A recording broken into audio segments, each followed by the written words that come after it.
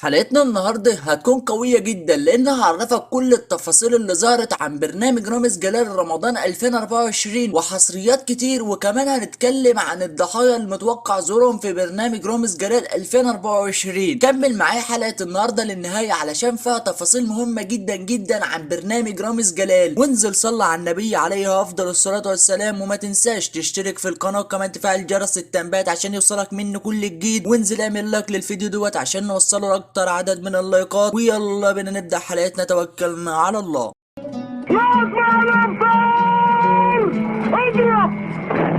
رامز جلال ما ظهرش في الجي اوورد. اتعودنا ان رامز جلال بيظهر كل سنه في حفل الجي اوورد، ولكن السنه دي ما ظهرش، وكان بيظهر لنا رامز جلال صور ان بنعرف منها تفاصيل كتير ومهمه كمان عن البرنامج. في الوقت الحالي موجود نجوم كبار في السعوديه زي النجم محمد امام والنجم كريم عبد العزيز ونجوم تانية كتير موجودين في السعوديه في الوقت الحالي. انت هتقول لي هل رامز جلال هيوقع نجم من النجوم الموجودين في السعوديه في البرنامج بتاعه؟ هحب اقول لك متوقع بنسبه كبيره جدا جدا ومؤكد ان رامز جلال وقع له كام نجم في البرنامج بتاعه لسنة 2024، لان رامز جلال بيستغل الترند في استدعاء الضحايا. النجوم الترند مؤكد انك تلاقيهم في برنامج رامز جلال. كله بيسأل دلوقتي رامز جلال متخفي، طب بيعمل فكرة قوية وهيرجع بفكرة قوية. احب اقول لك ان رامز جلال هيرجع بفكرة قوية جدا جدا للموسم الرمضان 2024، وطبعا البرنامج هيتصور في السعودية للسنة الرابعة على التوالي. وده اللي ظهر، طلع كلام كتير في اخر فترة ان رامز جلال بيصور البرنامج خارج السعودية. احب اقول لك لا، بنسبة كبيرة جدا جدا البرنامج هيتصور للسنة الرابعة على التوالي في السعودية. بس رامز جلال متخفي لانه عايز يرجع بفكرة قوية جدا جدا للموسم الرمضان 2024. رامز جلال في الوقت الحالي بيحضر للبرنامج وخلاص هيبدأ التصوير بعد ايام من دلوقتي. ايوه، رامز جلال خلاص حضر وخلص كل حاجة للبرنامج وخلاص هيبدأ التصوير بعد كام يوم من دلوقتي. اكيد في الفترة الجاية هيكون عندنا حلقات قوية جدا جدا لانها هكشف لك فيها تفاصيل كتير جدا جدا عن برنامج رامز جلال. تعال نكمل حلقة النهاردة ونتكلم عن ضحايا رامز جلال. واللي عارف انك سمعت كتير جدا جدا عن الضحايا، احب اقول لك لحد دلوقتي ما تاكدش ان في ضحايا هتصور معاهم برنامج رامز جلال او اي نجم تصور فيه المقلب، لكن في كام نجم كده متوقع ظهورهم بنسبه كبيره في برنامج رامز جلال 2024، وهم المغني حمو بيكي واللي متوقع بنسبه كبيره جدا جدا ظهوره في برنامج رامز جلال 2024 بعد ما ظهر لناش في برنامج رامز نيفرند. وكنا متعودين انه بيظهر في كل سنه مع رامز جلال ولكن ما ظهرش في الموسم اللي فات. ومن المتوقع بنسبه كبيره جدا جدا ان حمو بيكي يشاركنا في الموسم الجاي مع رامز جلال ويتصور فيه المقلب. كمان الاعلامي وليد فراج بعد التحفيل اللي حفله على النادي الاهلي وبعد ما النادي الاهلي كسب الاتحاد السعودي، فمتوقع بنسبه كبيره جدا جدا ظهور الاعلامي وليد الفراج في برنامج رامز جلال 2024. وطبعا رامز جلال اهلاوي جدا جدا، فعشان كده متوقع ظهور الاعلامي وليد فراج في برنامج رامز جلال 2024. وكمان في نجوم كتير جدا جدا اتصور فيهم المقلب ولكن لسه ما ظهر لناش. احنا بنقول لك اللي ظهر واللي هتوقعنا انه هيظهر في البرنامج عشان ما هبتش عليك في اي نجم تاني ولا النجوم اللي بتطلع. فدي النجوم اللي انا اتاكدت انها تصور معاها مقلب برنامج رامز جلال واللي بنسبه كبيره هنشوفهم في البرنامج لسنه 2024. مش عايز اهبد عليك في اي نجم، ولكن النجوم دولت الاثنين دولت اللي ظهروا لي واللي عرفتهم واللي اتاكدت منهم، فعشان كده مش عايز اهبد عليك في اي نجم زي اللي بيهبدوا عليك واللي يقول لك نجوم مش موجوده اصلا ونجوم لسه ما تصورش معاهم وحاجات تانية كتير جدا جدا. انا مش عايز اهبد عليك، انا بقول لك النجوم اللي وصلت لي واللي عرفتها وهم النجومين اللي انا قلتهم. ما حبيتش اهبد عليك في حلقه النهارده طبعا في اي حاجه. حلقتنا النهارده برضو كانت سريعه لان بحب اسرع الحلقات واكلمك في الحاجات اللي ظهرت، ما بحبش اهري عليك في اي حاجه واقول لك كلام ما ظهرش، فعشان كده بنوصل لنهايه الحلقه بسرعه. لكن في الفتره الجايه هيكون عندنا حلقات قويه جدا جدا وطويله عن برنامج رامز جلال لان التفاصيل اللي بتظهر طبعا هطلع اعمل لك حلقه عنها. احنا بنشتغل حلقاتنا حصريات عن رامز جلال، ما بحبش اهبد عليك في اي حاجه. فما تنساش تشترك في القناه وكمان تفعل جرس التنبيهات عشان يوصلك منه كل جديد، وانزل اعمل لايك للحلقه ديت عشان نوصلها لاكبر عدد من اللايكات. ونشوفكم في حلقات قادمه هنا على نفس القناه، وسلام.